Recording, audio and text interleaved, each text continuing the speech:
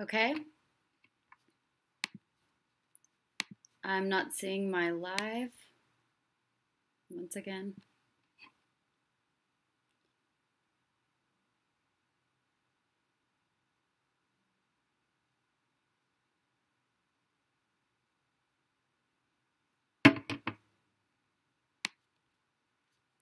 I'm not seeing my YouTube live to the tech support. Not seeing any YouTube live.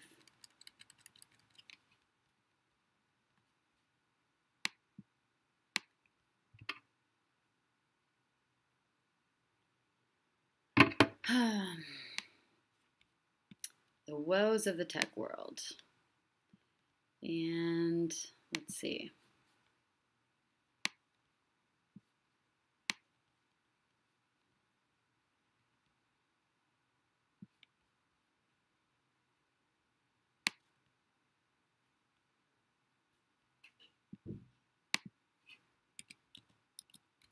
Well, this is fun.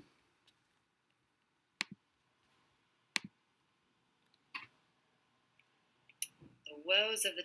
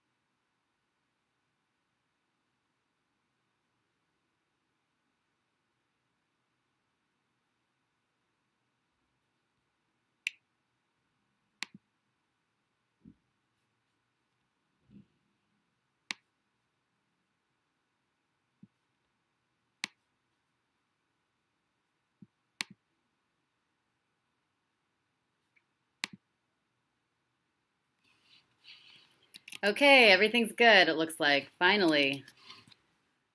Ready to roll. Let's roll.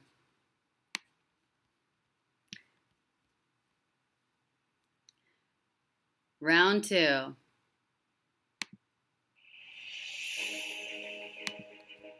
We are currently knee-deep in a romance apocalypse. There are more singles than ever before.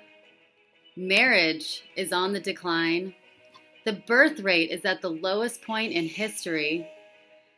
And people are just not connecting and forming real relationships.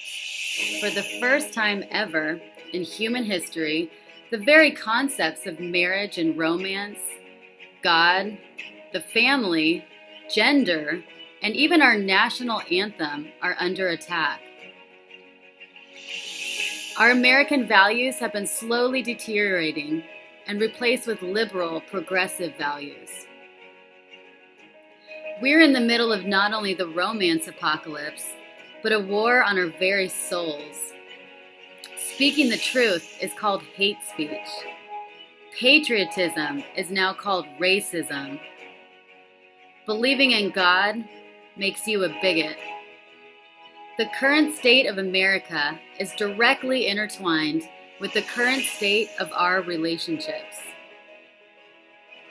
We are actively enslaving ourselves into a loveless, joyless, genderless future.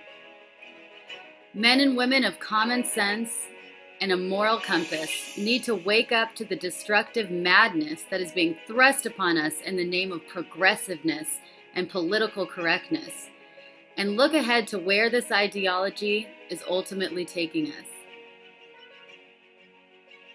We can make love great again. We can make America great again. But we need to remember who we are. We need to remember the spirit and the values that once made this country so great. I'm DeAnna Lorraine, relationship and dating coach, and author of Make Love Great Again. Defender of our relationship values and our American values. This is a struggle for the survival of our nation.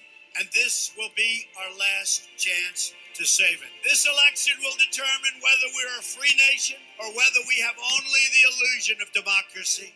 And we will make America great again.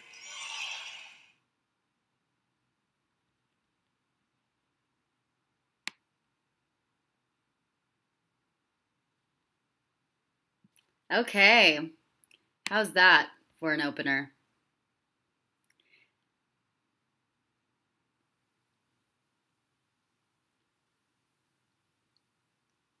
Yeah, I mean, you can't really disagree with that, right?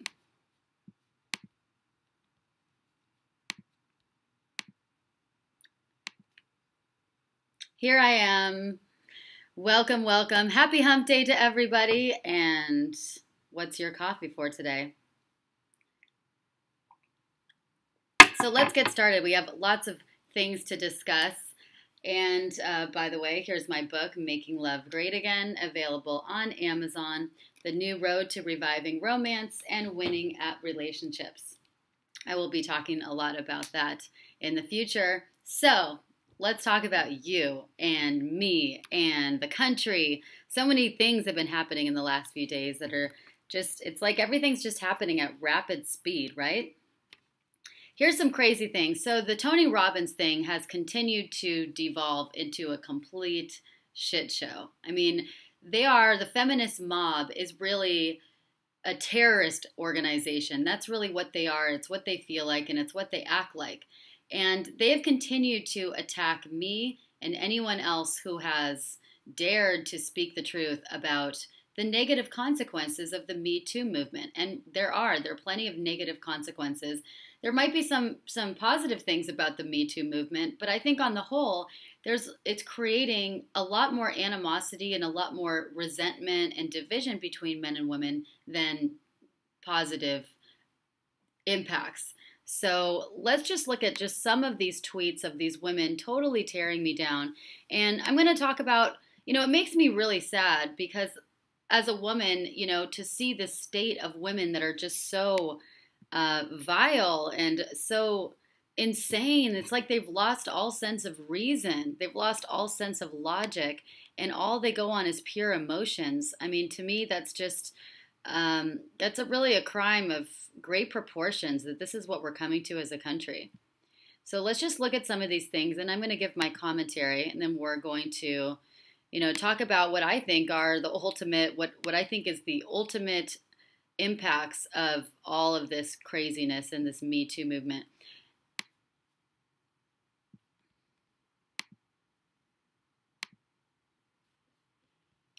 Okay, so as soon as so many windows here. I really need a moderator to help me with all these different windows.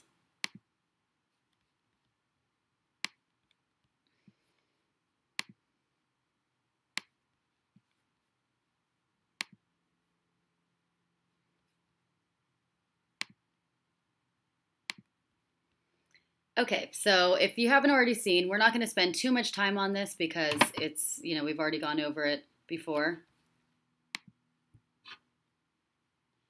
But basically, just look at what, this is just happening in the last few days. And these women are basically saying, what they're saying is that no man deserves a second chance, that men are no longer able to make mistakes anymore. They're not able to misspeak, say one little thing, do one little thing, even if it wasn't a negative, even if it wasn't a malicious intention.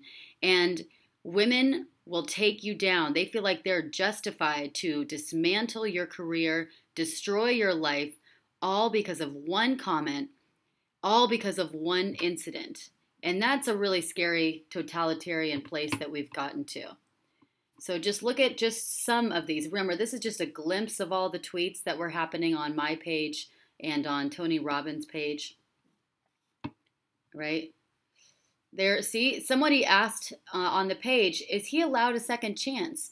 Does all the good that Tony Robbins has done, which is helping thousands of men and women all over the world for the last 40 years, have better lives, have better relationships, have breakthroughs, heal their depression, heal their illnesses, heal their emotional disorders? Does all of that just go out the window and get negated because he said one thing in his seminar that people paid him for, and actually they pay him to tell the truth? All he did was offer a different perspective, some negative consequences of the Me Too movement. So does all of that get negated? Is he really someone that should be torn down? And look at the answers were a resounding yes from all these insane feminists. Too little, too late. I hope, look at this woman says, I hope his empire crumbles like Rome. Wow. It's just crazy. Boycott Tony Robbins. And, and then she's saying, after this display, even with your apology, you truly showed your true, real colors, right? So now all of a sudden it's turning into your true colors. No mercy at all. Now he's being talked about and related to as Charles Manson. That's who he's being compared to. Charles Manson, the serial killer. Are you kidding me? What about all the other nights he wasn't killing? Are you going to hold that one bad night against him? Wow. Wow, wow, wow. That's just crazy. Now all of a sudden he's a serial killer because of this, because he dared to disagree with the feminist narrative. Yes, that's the way it worked. When someone crosses the line and hits their spouse, now he's comparing her to a spouse beater, a wife beater. Here's what he got wrong and was a big deal, and this is not how you make it right. That person can't spell, but okay, sure. And, now women are attacking me, of course, too. And look at what some of the things said. So now this is just another example, too, of how feminists destroy everything related to romance, courtship, or chivalry between men and women. So, my classic sailor pic that's on my book on Making Love Great Again, it's that iconic picture of Victory Day, right? Wonderful, amazing day in America, where the sailor grabs the nurse and kisses her. Iconic picture, and everyone looks at that and thinks of romance, right? Like, that's just so hot. It's so passionate. It's in the middle of passion. But no, not feminists. Feminists see that as rapey. Feminists see that as a man forcing himself on a woman without consent that he doesn't know. And that's just so sad. Like, they have literally single-handedly destroyed romance, and they can't even see it as something that's cute or romantic or masculine. They see it as rape. Sad. And look at what this vile, disgusting woman said. Please, in the name of Jesus, do not allow this woman the privilege of knowing survivors of sexual violence. Please, Jesus, make her life as barren and lifeless as her choice of money over people. I don't know what that means. I'm actually losing money by speaking out like this. This is a career suicide for me by speaking out against the popular narrative. I could be making a lot more money pandering to women and the political correct agenda, by the way, but that's okay. Please, Lord, do not allow her to beat around children. Amen. So, this just speaks to the true vile, angry, soulless colors of the left come out whenever you disagree with them and whenever you offer them a different perspective. And this is their true colors. Literally cursing me and praying that I don't ever have children. It's really sad. And then Billy Baldwin actually said something. He stood up for Tony Robbins. He left a comment on his Twitter saying, hey, can we forgive him for one mistake, or should he be crucified and ousted for the rest of life?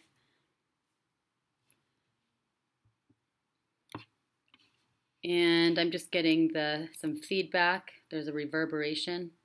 Okay, let me know, tech support, let me know if the reverberation is still there.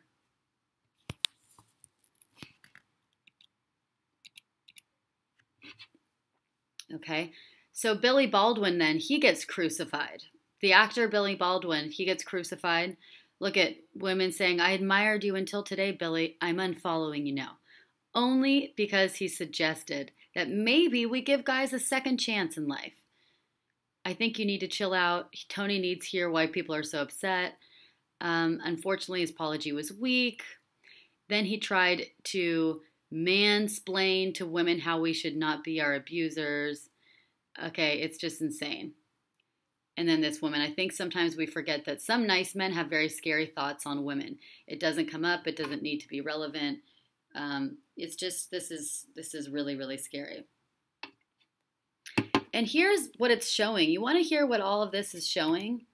I think that this is actually teaching the world that women do not belong in the workplace.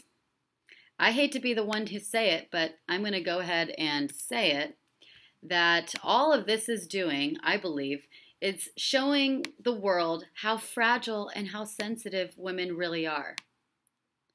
I think that what's happening is they're showing the world that they're too much of a liability and they're too great of a risk. If women don't have thick enough skin to be in the workplace and to understand the difference between harmless flirting or someone showing a different perspective, which happens in the workplace all the time, showing a woman a different perspective, and she's going to file lawsuits over that or try to tear down her boss, clearly she doesn't belong in the workplace. This also proves a couple of other things. This whole display, what's happening here, the vileness, the ruthlessness, the mob mentality of it, and the ability to throw out reason, it proves that women do not have the ability to think logically and rationally or follow any logical argument. Once they are triggered emotionally or have their perspective challenged, all logic goes out the window. This is obviously very risky to have this kind of behavior in the workplace, as the majority of occupations require logic and facts over emotions.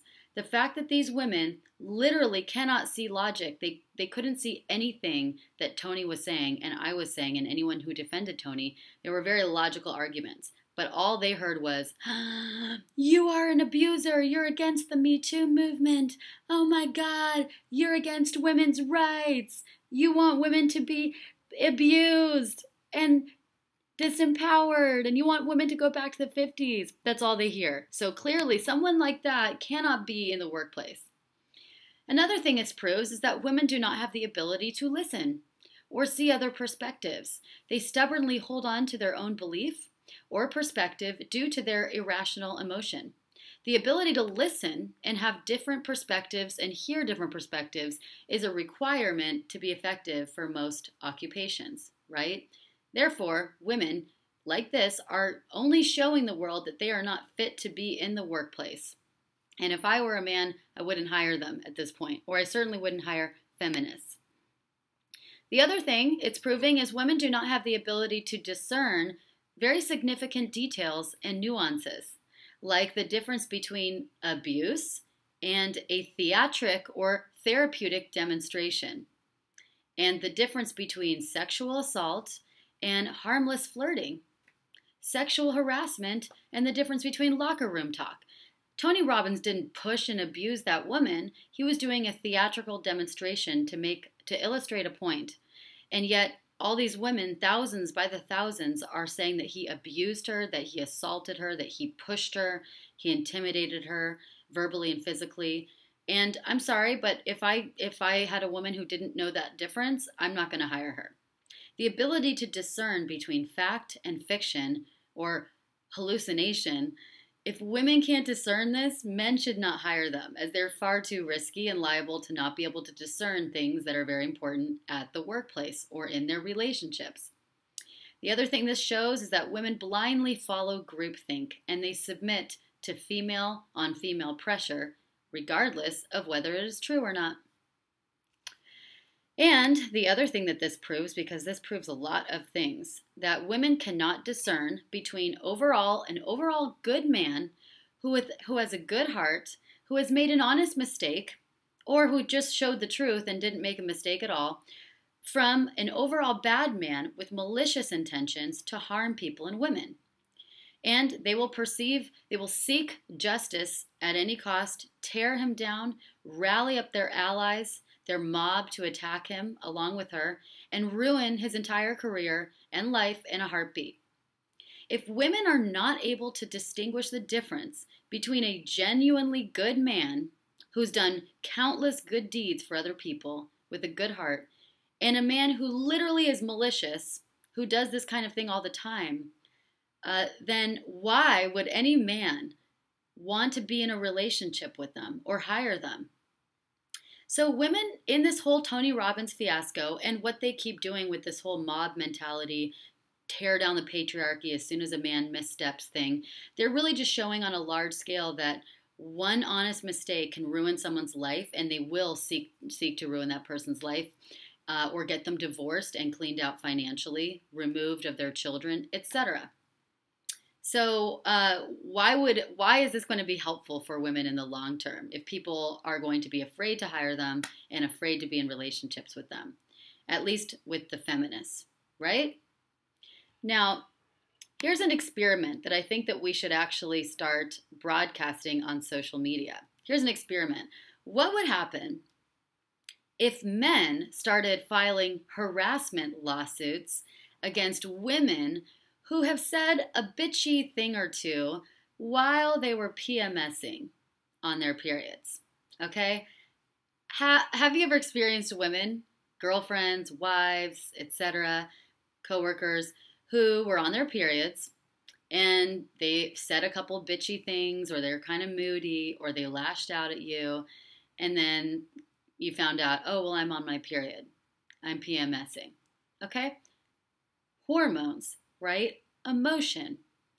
Now, what if men started holding women accountable for how they acted during their periods? Have women ever done or said things that are kind of emotional or kind of moody? Maybe they would take those things back during their periods, or lashed out at our boyfriend, a male coworker, husband, etc. What if men started a Me Too movement, a hashtag Me Too movement, that would start holding women accountable and filing lawsuits against women for what they said, things they said or did while they were PMSing? Now, guess what? Women would say, oh, well, that's different. That's different. Women they have PMS. That's the hormones talking. That's the hormones created. Men have hormones too. Men have testosterone. So if you're walking around in a braless shirt, boobs out, and you don't expect a man to look at you because of his hormones of testosterone, you don't expect him to maybe say something flirtatious to you. And every once in a while, sometimes men have hormones. They might say something flirtatious or something that they think is flirtatious, but you think is harassment. Or maybe you go to his home after a first date and his hormones are there and he thinks maybe she's wanting sex with me, and he starts putting the moves on her. Is that not the same thing? Those are hormones too. And sometimes men do things with their hormones that are really not right, that are over the line. Like he rapes or he gets violent sexually. And obviously those things that are clear violations should be condemned. Just like if a woman were to kill someone or severely hurt someone physically when they were on their periods, they should be prosecuted, right? They should be sent to jail, or they should be held accountable for that serious crime. But there's so much gray area in between. There's so much middle ground that women are catastrophizing and crying wolf over, I believe. And if men held women to the same standards that women are now holding men to, I think that we would have a lot of people thinking that you don't really throw stones when you live in a glass house, right? Just like a man should be, if women are saying, men should have more self-control, right? Well, so should women. I know a lot of women that get very moody and very bitchy on their periods. And if men should have more self-control and expected to be perfect and never make any mistakes, zero mistakes, or else their careers will be ruined, then women should be held to the same standard. Women should be able to make zero mistakes and have complete self-control, especially during their PMS, during that time of the month. Okay? What do you think about that? What do you think about men starting a Men Too movement? Gonna go in the chat rooms now.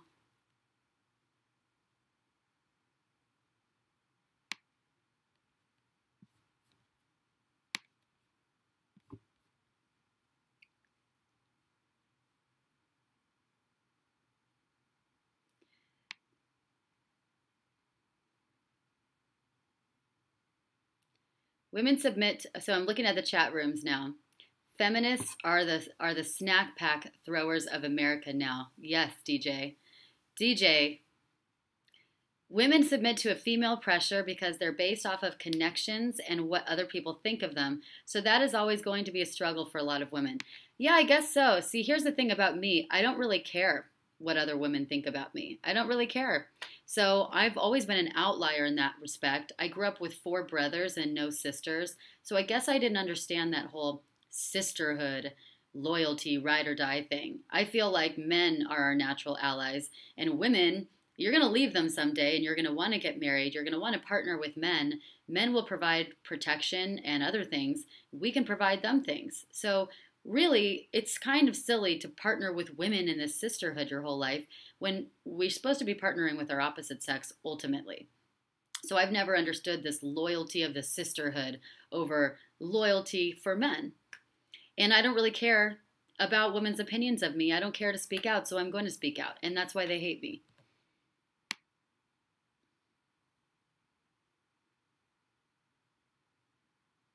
You know what the other thing too? One of my friends, Jeannie, one of my good friends, was defending me on Twitter. All he was saying was that I wasn't a bad person, and he was defending me. You could read his tweets. He wasn't saying anything malicious at all, guys. Nothing.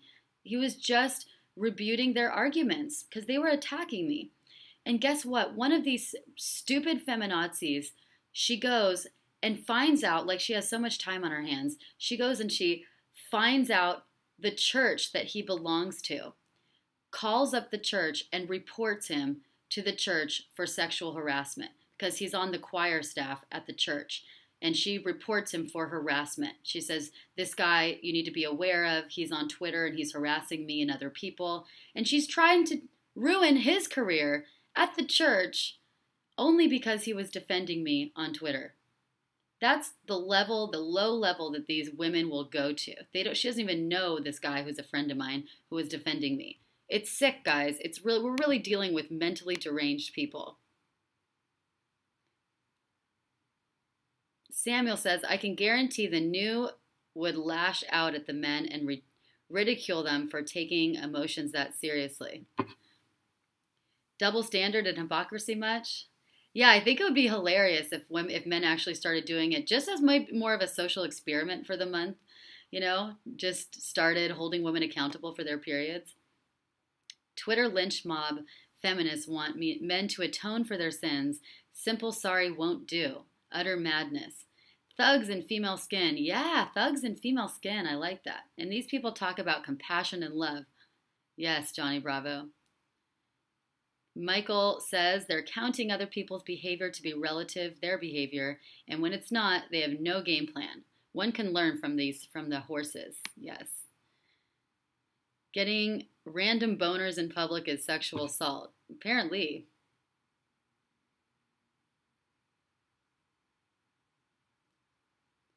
But the courts will never rule for men. They will be dubbed harassment lawsuits, says Act My Age.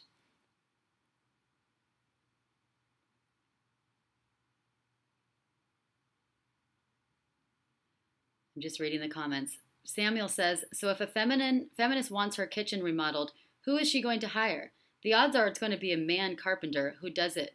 Feminist, I don't need a man, hires a man to fix kitchen. I know. Same. Men ain't that pretty, though. Not sure it would work, DeAnna. Well, why not? I mean, you are strong. There's strength in numbers. Why don't you start keeping score of every time a woman is bitchy to you? That would be the biggest block to this, even as a social experiment.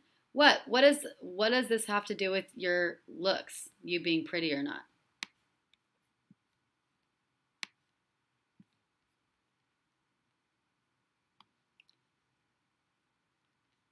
Seems like the periscope is really slow for some reason today.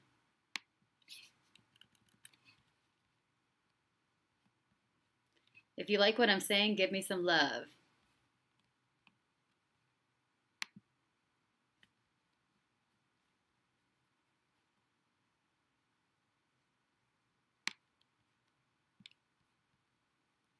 And the other thing, Oh, yes, men aren't that petty. Men ain't that petty. Not sure it would work. Yeah, that's the thing. Guys are smarter than that. They have more important things to care about than take score of women's actions and words and then hold them accountable. That's the funny thing, and that sucks. It's crazy. We can't super chat. Oh, I'm sorry. I know. I need you guys to super chat.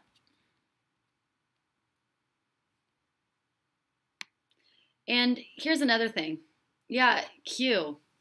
It's very disturbing because I think about, you know, I think about like what women could do with that energy, what women can do with that time instead of having so much hate and animosity and divisiveness in their hearts. They can have love, they can have peace, they can join hands with men instead. They're just constantly dead set and obsessed really with the sisterhood. Like, are you freaking lesbians? I don't get, why are you so obsessed with the sisterhood? You gotta be with the sisterhood 24/7. It's crazy. Now look at something else. Here's another ridiculous thing. You want to see something else that's ridiculous?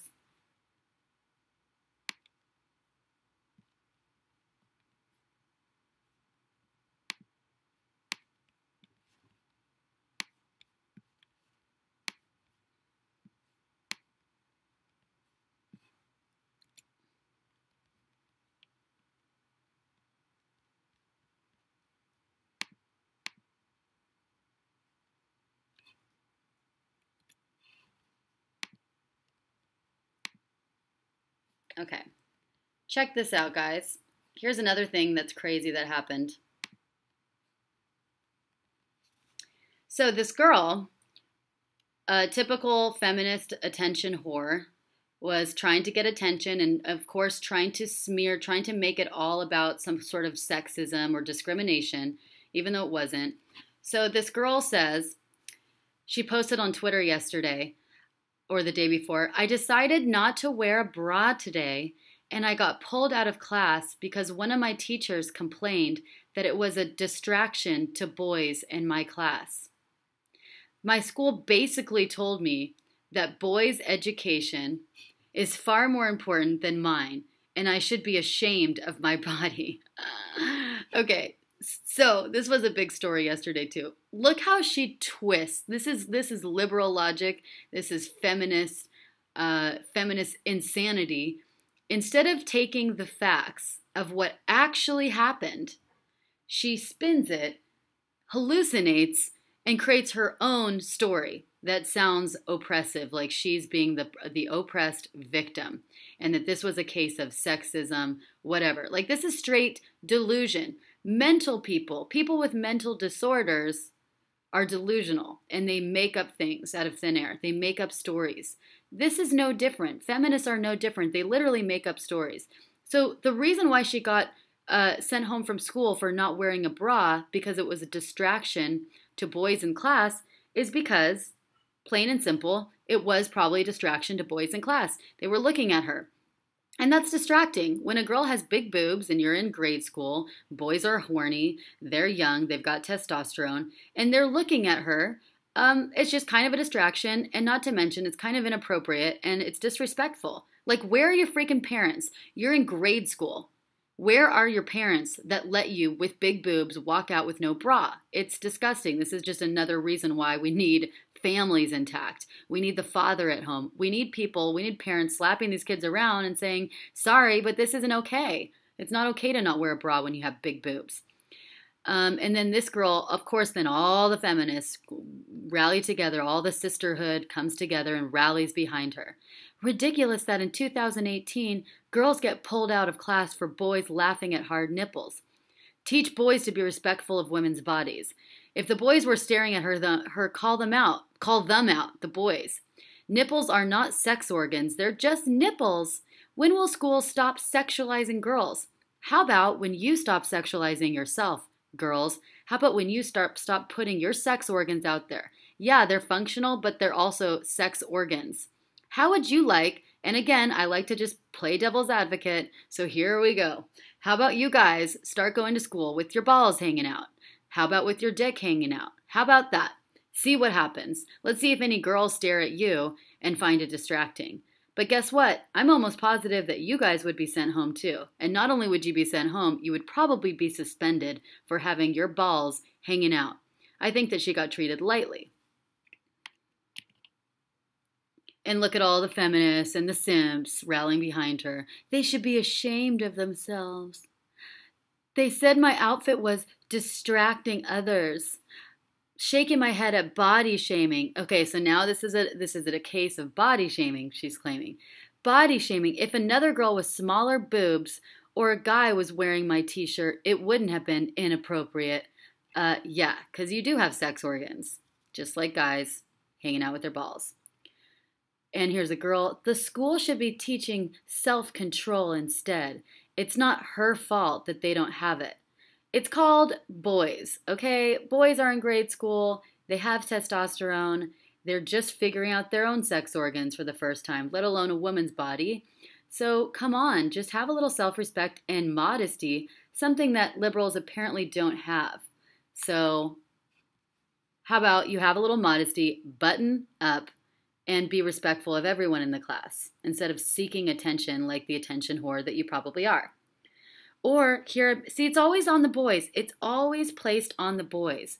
Boys could control themselves. Yeah, but here's the thing. More than likely, when you do walk out there with no bra and you've got big boobs and a shirt and a thin shirt, and then a guy does happen to glance your way, you're probably going to slap a sexual harassment charge at him. So which is it? If you don't want sexual attraction, if you don't want sexual harassment charges, and you want to prevent that as much as possible, and you're working to end the patriarchy and end sexual violence and Me Too, then why would you start to perpetuate it even more? Why would you try to draw any more sexual attention to you? You sick people. So I've had about enough of this. Let's get out of here. Thoughts on that?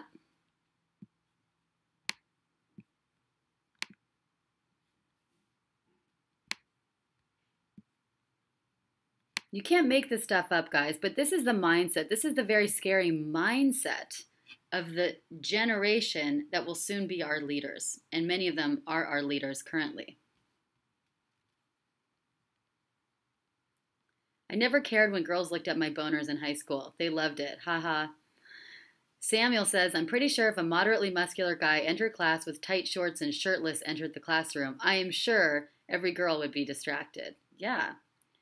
When will that happen to me in class? That usually meant me and a cheerleader snuck off for lunch break. Sam, you're talking logic again. Stop doing that. Okay, I know you're kidding, but that got me laughing. Johnny says, most of the radical feminists are lesbians with mental disorders like Andrea Dworkin, Kate Millett. These are one of the most prominent feminists. Jezebel news site should be renamed as Lesbel. Yeah, not only Jezebel, but also Bitch Magazine, Bitch Media, and Feministing Magazine. I tell you guys. Now, I promise you that there's some great women in the world. You just have to steer clear of feminists, that's all. So you kind of have to feel like, you know how you treat like the wild, mad elephant in the zoo that's kind of locked up and they're like, oh, he's mad, stay away from him, he's crazy, he's unpredictable. That's kind of how you have to treat feminists. You just have to like treat them like an animal in the zoo that's mad and crazy, and you have to just stay far away from them and not even engage with them because they will probably run over you or give you some sort of virus. Instead, just engage with the huge percentage of women that think more conservatively or that are real women who don't pander to these kinds of political correctness and man-hating, man-shaming agenda.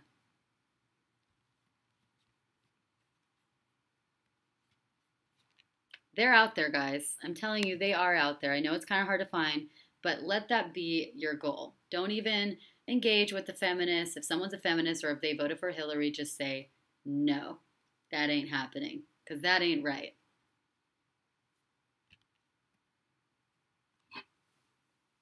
There's a girl at my church that I've been finding pleasant and enjoyable to talk to. Yes, great. That's good to hear. She's also Italian.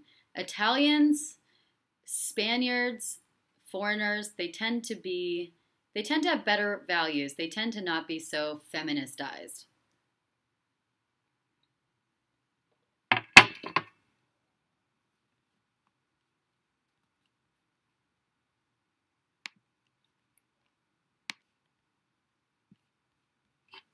I just refreshed the Periscope because I think that it was slow. Where are those real women? I have not met them, seriously. Well, you should go to places that more conservative women hang out in. You can hang out in country concerts, Trump supporting groups, conservative groups, political organizations. You can go to the church. There's a lot of women actually that are great at Christian churches. And go on Facebook. Join a bunch of these groups on Facebook and go to events. The NRA, by the way, any woman who's in the NRA is probably pretty cool. Join these groups on Facebook and then just go through profiles. Any girl that you think is cute, add them as a friend, and then start talking to them a little bit and befriend them. That's what I do. You got to start thinking out of the box. When you're someone who's more of an outlier, who is looking for someone who's more conservative instead of the liberal and feminist, then you're going to need to look outside the box a little bit and be a little creative. So I say use Facebook, use LinkedIn, use Twitter to meet women, and join events and groups that you think those kind of cool women would want. The kind of women that would be pro-Second Amendment, pro-Constitution, maybe pro-Trump, pro-country music. Women are liberal and shallow. Then you probably need to start looking in different places.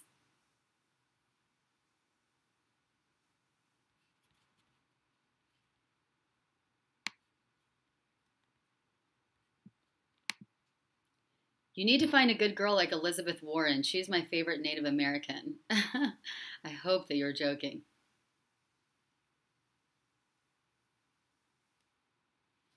Facebook is evil. Well, yes, now it's evil. But before Facebook totally goes down under, you might as well use it to meet people. You might as well use it to meet women and use it for all it's worth and then dump it.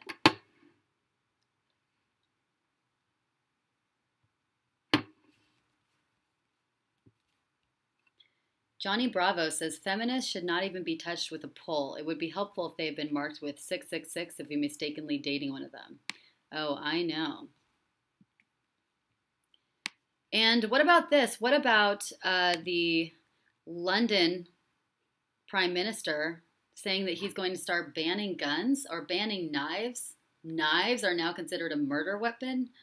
Crazy. We're living in really scary times where knives are being cast as murder weapons. So not only are they going to start taking away our guns, but they're going to start taking away our knives, leaving us completely vulnerable, defenseless, without any kind of ability to protect ourselves. They want us weak. They want us divided. They want us fighting each other.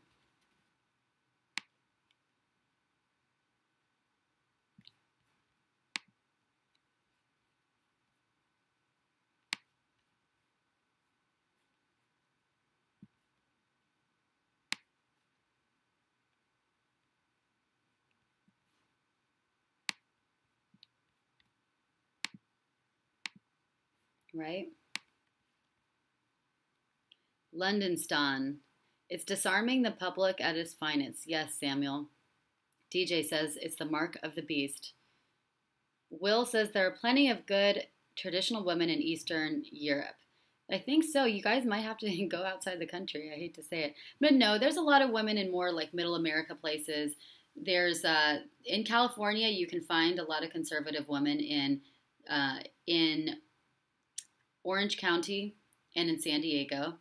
Not really in LA, though. That's pretty hard to find. But Orange County and San Diego, there's pockets of red. And go to Texas, go to Tennessee, more middle America, you're going to find more conservative women. It's definitely worth it. Because you can't really change a lot of feminist minds at this point. Look how much they attack me, and I am a woman. They call me a misogynist.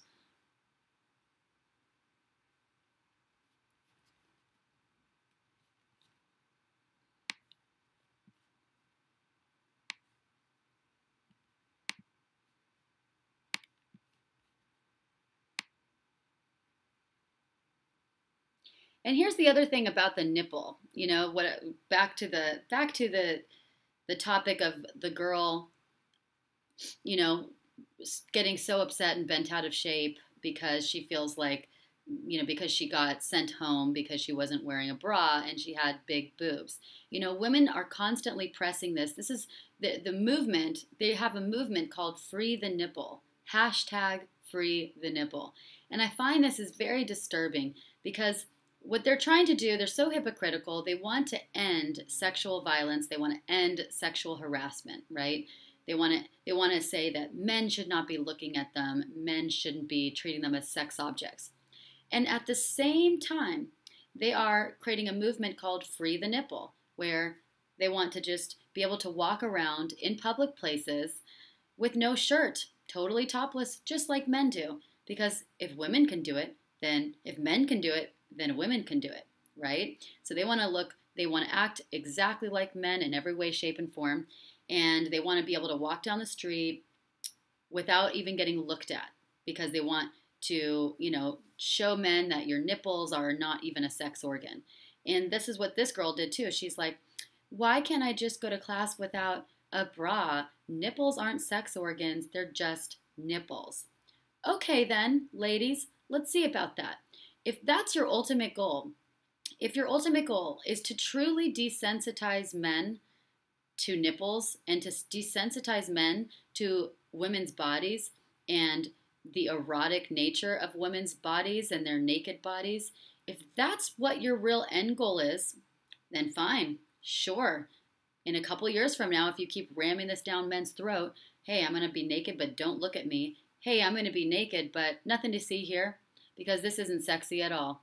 Nothing sexy about it. It's not a sex organ. Don't think of it like a sex organ. If you want to keep ramming that down a man's throat, then in a couple of years from now, men may just very well be desensitized to women's bodies. But is that what you really want? Because that's what creates attraction. That is what creates male to female attraction. Women's sexiness, their bodies, you know, their naked bodies, the way that they look when they're naked or in certain ways. Men are attracted to women's bodies, right? That's what starts the whole attraction process. It's what starts the whole mating process. It's what fires up his masculine instincts to go after a woman or approach her or to be in a relationship with her. That's the motivation. That's the gold. That's the juice. That's the thing that fires him up. So if you really want men to be desensitized to that, then guess what? In a few years from now, you may have your wish, insane lesbian feminists. And men may very well be desensitized. And then guess what? Men will have that much more motivation to go their own way, join MGTOW. What's the point of a female then? If they're just like men in every way, shape, and form, they act like men, dress like men, talk like men, work like men, and now all of a sudden men are desensitized to their bodies, so there's no erotic appeal there, then what would be the point of being in a relationship with them? What would be the point, right? Women are really creating their own apocalypse right now. Because they're going to be the ones, they're pushing men away so much in every way, shape, and form. I wonder how they're going to feel in a few years when men really do think, okay, no big deal. You're walking around with your shirt off, no big deal. Yeah. So you're at a bar and you're trying to flirt with me and you got your boobs hanging out, no big deal. There won't be any kind of pull factor for a woman anymore. There won't be any power. Women will lose all their power. And not to say that it is power, but it is. It's a feminine source of power. It's a feminine source of seduction. Men have their own form of seduction and seducing and attracting women, and women have their own form of seducing men. So we take that away, we neutralize that, we desensitize men to that, and women have no seduction anymore, no sense of seduction. Therefore, why would men want to be in a relationship with them? Is that really what women want? I feel like that is what feminists want, right? Because they want to depopulate the world. It's a form of population control, less babies, less families, dismantling the family, dismantling the relationship between men and women. That is what they ultimately want. I just think it's crazy that the normal women who don't really quite know the specific feminist goals, the specific Marxist goals, I wonder if they're connecting the dots. I wonder, because they're following along with all this free the nipple bullshit, desensitizing men, I wonder if they're really thought about the long-term consequences of it. It's going to hurt women the most. Men will eventually probably get over it. It's going to hurt women the most. Sam, feminists don't want to cake and eat it too. They want cake and no cavities after eating it, as much cake as they want. Oh, that's funny. I think calling them ladies is too much credit. Try doing the nipple thing in Saudi Arabia. That's funny.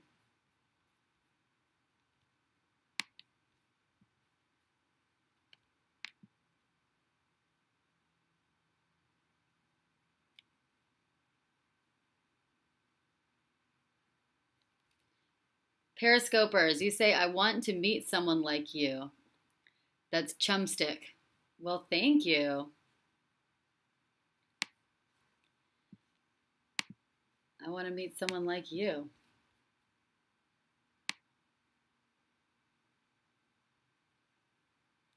Now, let me tell you a little bit more of a personal story, and I hope that I can share this with you. I hope that I can share this personal story, but I felt like it was relevant. So, you know, how I kind of became doing what I'm doing is over the past year, I became so disgusted with both the state of America and the state of relationships, the state of dating, the family unit, and the relationship between men and women. So I started my own business when I was 24 years old, to try to do my part in helping with these issues. And I created a relationship and dating coaching company. I quit my full-time job, my full-time corporate job in marketing at the ripe old age of 24 to run this business full-time with about $300 in my pocket. I've never taken a dime from my parents or any business loans because I believe that when you have your back up against the wall with no help, it forces you to be resourceful. It forces you to fight. And it took an extraordinary amount of fighting and working and sacrificing, but I did end up making a very successful career and a name for myself as a leading relationship and dating coach. Now, fast forward 8 years later, after day in and day out of working closely with men and women's intimate lives and relationships, I've noticed that the slow deterioration of gender relations between men and women. I've witnessed firsthand the crisis of fatherlessness, you know, fathers being absent from the homes and the broken homes, the serious impacts of broken families are having on kids and adults, video games and porn addiction, and the loss of morale in men from the constant male bashing that feminists and leftists have been encouraging. Men have been falling behind women in school, in work, and life, while the feminists are just cheering it on. Traditional values in Christianity have been under attack, and now they've been pushing to abolish genders completely and push for this gender-fluid homosexual agenda. And the underlying common thread of all of their social and relationship problems, I've realized, it's the destruction of our once strong American values. The liberal, progressive, liberal ideologies are anti-American, anti-traditional family, anti-marriage, anti-God, and are directly correlated to the downfall of our relationships and the very adversarial relationship between men and women right now. Those of us who are patriots with our heads screwed on straight know this, but those who are brainwashed and asleep at the wheel cannot seem to connect the dots. And if we keep going down this path and making no changes, we're going to see the end of our country, and we're going to see the destruction, the complete annihilation of our relationships. Okay? And, you know, over the last year, I've essentially committed social and professional suicide by speaking out about these issues. And unfortunately, it's just not politically correct to. It's not politically correct to talk about the truth anymore and to support America first. Even me walking around with a shirt or a hat that says, "Make America Great Again," is considered racist or bigoted. Make America great again. I'm not even saying make Trump great again. I'm not saying make white people great again. I'm saying make our country, America, great again. You would think it would be something that we can all get behind, but somehow we can't. Make America great again is something that we should all support and we should all want, but instead it's something that will get you beaten up in a public place or lambasted. Also, have something else to discuss, and this is a personal thing, but I'm willing to share it on a public platform because it's hitting so close to home right now. But I have not only been a victim, I hate the word victim, but a statistic of these issues in a number of ways. Not only did my parents get divorced when I was 9 years old, and it affected me, and it's what made me have my life mission and my life work of working with relationships and trying to prevent divorce and trying to support the family, because I know how important keeping the family together is. But those statistics of fatherlessness, my dad lived on the opposite side of the state after they got divorced, and then we lived with my stepdad and my mother. And my dad was a fantastic father, and he's a great man, but just geographically, he just couldn't be there as much to raise us full on, to raise us hands on as he could have been, and if he wanted to be. And that does have an impact. I'm lucky that I have 4 brothers that have really been my rocks and that have been really, guiding me, and I have a very strong mother. But the father not being in the home is even more, has usually created more impacts for boys than it does for women. And boys that are growing up in homes without fathers are much more likely to commit crimes, drop out of school, grow up with confused gender identity, and become addicted to drugs and many other documented problems. So one of my 4 brothers, and I love my brothers dearly, but one of my 4 brothers has unfortunately become a statistic of this fatherlessness. And he's also become a statistic of the opioid crisis. Okay? He's been on and off addicted to Oxycontin for the last 10 years. And he just tried it a few times with a friend and got completely hooked on it. Despite the divorce, we came from an overall really good family, and this is what kills me so much. We are Catholic, went to Catholic private school all my life, grew up in a great community, and a very patriotic family of business owners, people that built their wealth from the ground up without any kind of support, any kind of reliance on the government. We come from a really, really good family, and my brother Chris is someone I always looked up to. Always. He has had a great career and was gregarious and ambitious and a solid head on his shoulders. And now he's been totally tearing our family apart with his opioid addiction. Something that Trump has been trying really hard to fight and to end. We have put him in and out of rehab, and my parents have poured so much energy and so much love and so much resources into his recovery. But as you probably know, these drugs are so strong and they're so addicting, he keeps going back to them.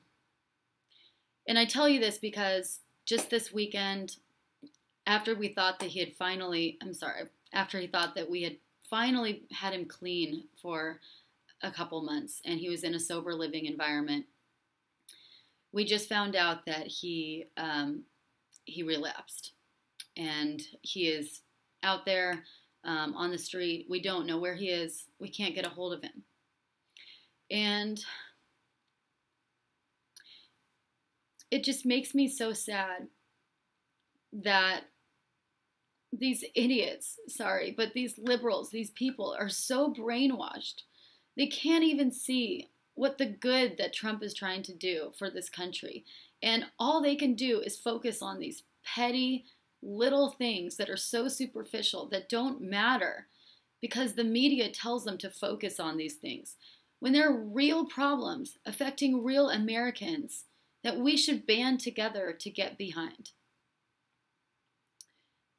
How can you say that, how can you go and attack someone like me who's trying to fight for relationships and the family and trying to fight for the real problems of our country, and yet tell me that I shouldn't even be around children? I'm not saying this to have sympathy for me. I'm just trying to underscore the importance and the urgency to bring up these issues on a more public platform. And instead of all this fighting that's going on for just petty reasons, talking about, women and men have just wreaked havoc and started boycotts because they say that Kim Kardashian is committing a crime of cultural appropriation, which I don't even know what that word means. Cultural appropriation of black culture by wearing braids in her hair. So they start this huge boycott. They spend their days trying to figure out what to call their gender and what bathroom to use. They spend their days tearing down and censoring conservatives just for talking about God or talking about how there's only two genders. So they ruin and destroy their business. They spend their days on a massive witch hunt searching for sexism when there isn't any, and crying #MeToo because they feel like a male coworker at work told them they're beautiful or looked at them the wrong way. They tear down the careers of good men and good women simply because they dare to say something that is outside their narrative or offer them a different perspective. They spend their days searching for racism where it doesn't exist and fabricating racism where they can't find anything. They spend their days focused on tearing down national monuments, historical statues that we've always had of presidents or Robert E. Lee because they say that they're suddenly racist or that they owned slaves a century and a half ago. This is what these liberals, what the country is spending their time on. When we should be uniting behind President Trump, who's trying to actually do things to address the real problems. He's trying to end the opioid crisis. He's trying to illuminate the dangers and the deaths of the opioid crisis. And I can see how just one person in one family can tear a family apart because of an addiction, because of trying it just a few times. My brother is a good kid, and it's really sad what's going on with him, what's happening to him. I don't know what's going on. He might be facing death. I don't know where he is right now. We can't find him, but he's not in a good place. And there's child trafficking that's rampant right now. There's pedophilia that's rampant in our government. There's sex trafficking all over the world, under our noses in the country. There's real problems. There's MS-13 that's flooding through our gates and killing people, undocumented immigrants flooding through our borders and hurting our citizens. 22 U.S. veterans commit suicide every single day because they're not properly attended to, because they can't get proper access to health care. Our military sacrifice their lives during wars out there in other countries to protect our countries and to protect our constitutions, our borders, and the freedoms that we have in our country. And they come home and they get treated like absolute crap. And liberals want to give amnesty, support, health care, and all these benefits taking care of people that commit crimes over our own U.S. veterans that have sacrificed literally their lives for our country. We have to take care of our own people here. We have to take care of the problems in our own country. We have to unite behind a president that actually does, for once, he has America first. For once, our president cares about the needs of our citizens. For once, he cares about the needs and the problems that are literally tearing families apart, that are tearing down our society. He cares about restoring our American values that once made our country so great, but that are in rapid decline right now. They're tearing up our country. Progressivism and liberal values are destroying our country. We can see it everywhere. And he's trying to right this ship and move our country. He's trying to save the country. But liberals just don't care. All they want to do is fight amongst themselves and fight amongst each other. They're not seeing the real enemies. They're not addressing the real problems. And that's exactly what the Marxist plan is. It's divide and conquer. And they're feeding right into it like the sheep that they are. I would love for people to just wake up and see and imagine that they can take all that hate, all that anger, all that energy that they exude fighting each other, fighting someone like me or Tony Robbins or Kim Kardashian, and making up all these issues like cultural appropriation or toxic masculinity or mansplaining. taking all that energy, what could we do with that energy if we actually united together and actually united behind the president, put America first, and started focusing on the real problems of our country and stopped fighting each other? What could we create? What magic can we create? I mean, how incredible if we all were patriotic, if we all believed in this country and we all believed in righting this country's ship. I hope that wasn't too personal to share that with you guys, but it's something that I feel like I had to say because people need to understand what's really affecting real people in this country. And there's so many countries, so many people that it's sickening what these people are focusing on. It's sickening that these people are focusing on such petty issues, non-issues.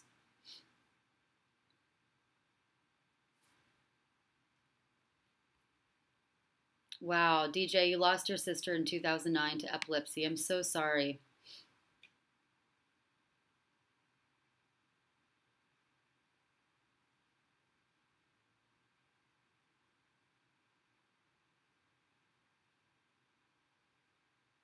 Destruction of the family, exactly.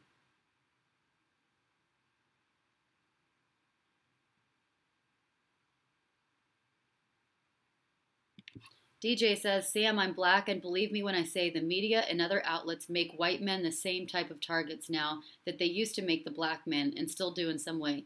Yeah, exactly. What the media is doing is they're race baiting. They're fanning the flames of racism. They're trying to make everyone hate the white guy.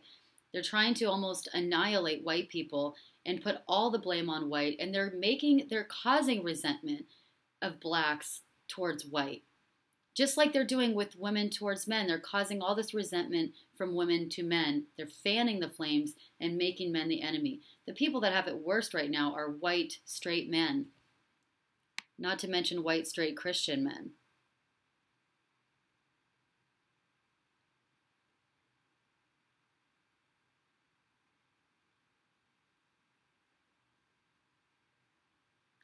Thank you, DJ.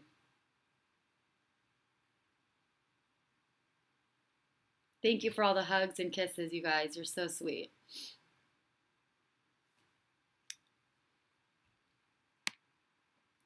I would love to escalate a personal letter to President Trump because he is taking personal stories. Excuse me.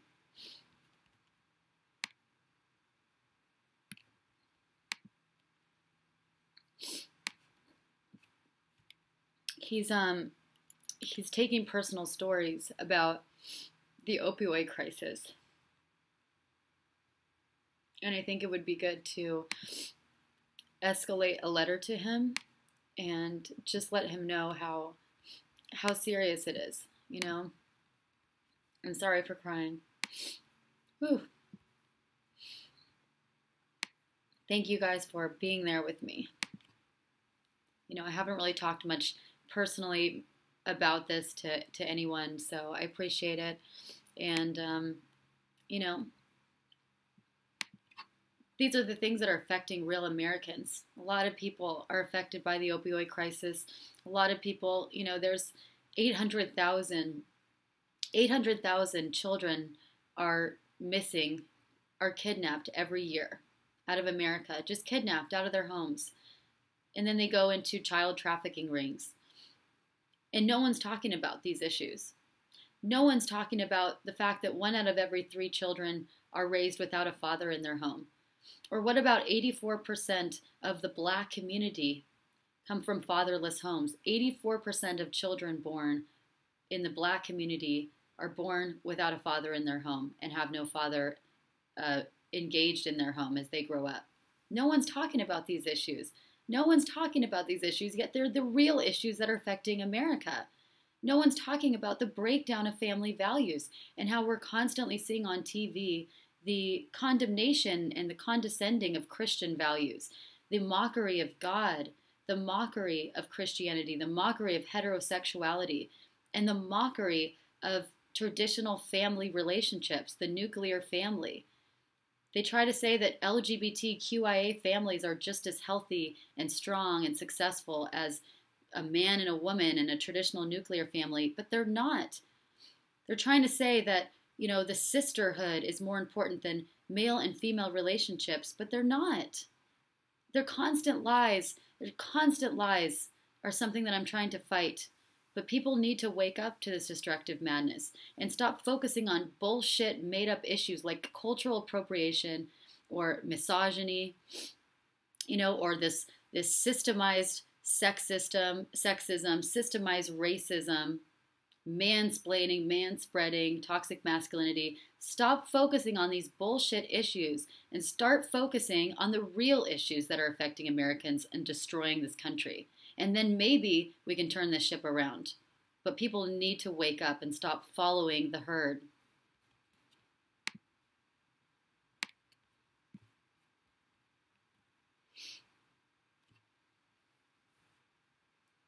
Wow, thank you guys for all the love. You're so sweet.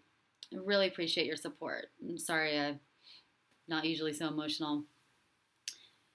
Michael says, we feel for you and your brother. I lost my brother due to his being off of medicine. I'm so sorry.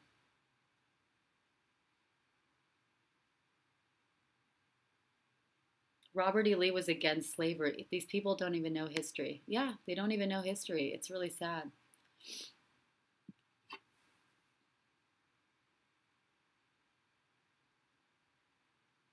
Thank you, Dave. I appreciate it.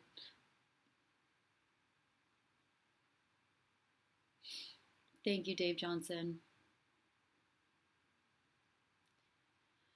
What you said was great. Get it out if you need to. Thank you, you guys. You're so sweet.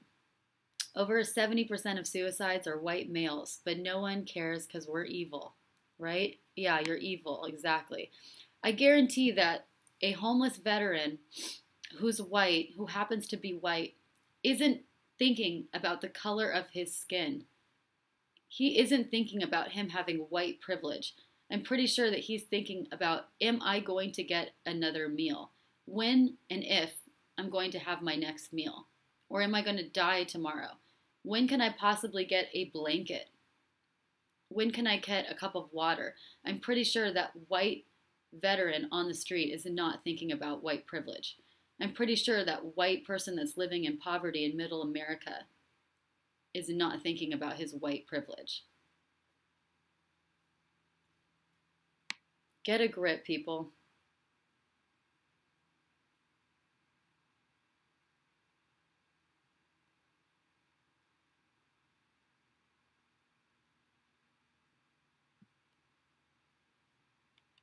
Wow, DJ, my heart goes out to you. I'm so sorry. I'm so sorry. I pray for you. I pray for everyone who's lost someone. It's just the hardest thing. And I just hope that doesn't happen with me.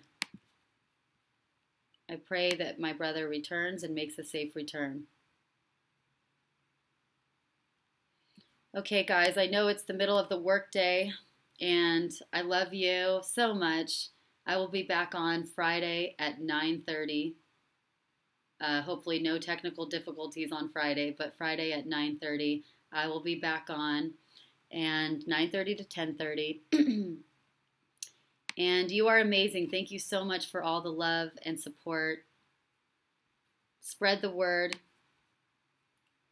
Thank you for all of your love and support. You guys are really phenomenal. And before I go, I'm going to start ending my podcast with a prayer, okay? So let's end with a prayer. And I'm going to do this every podcast so that we leave with something positive. Dear Lord, I pray that more women and men see the light and can open their hearts to love instead of hate. They can open their hearts to unity rather than divisiveness, can open their minds to truth rather than lies.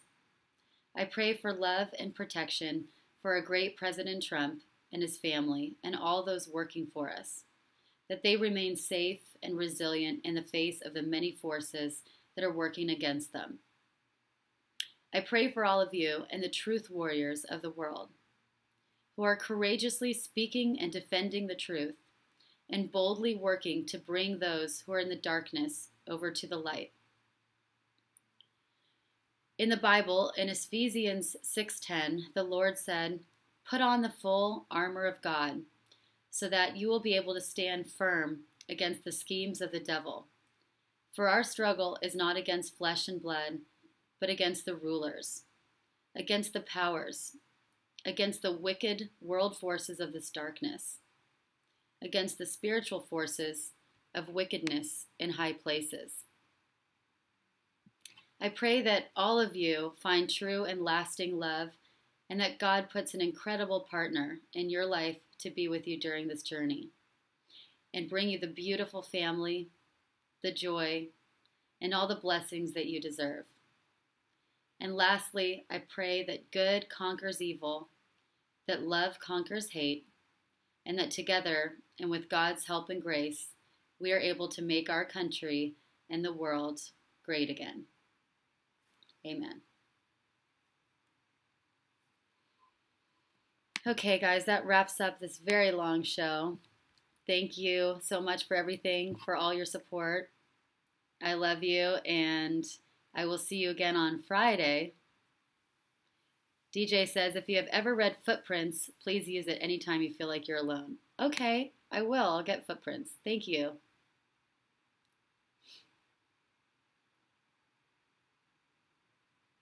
And I will be back Friday with hopefully a little bit more of a positive talk. I apologize for the, I didn't mean to be negative today or down. It's just it's what's going on, right? And I'm going to end with my opener. Put you on a positive note. I love you guys. See you Friday.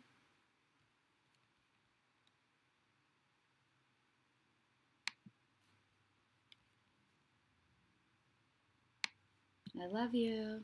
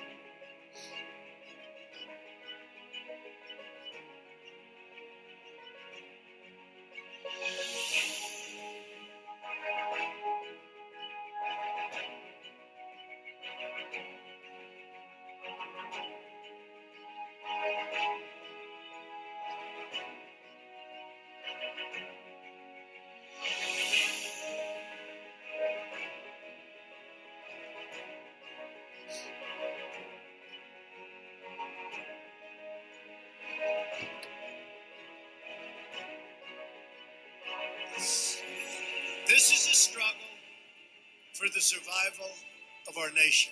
And this will be our last chance to save it. This election will determine whether we're a free nation or whether we have only the illusion of democracy, and we will make America great again.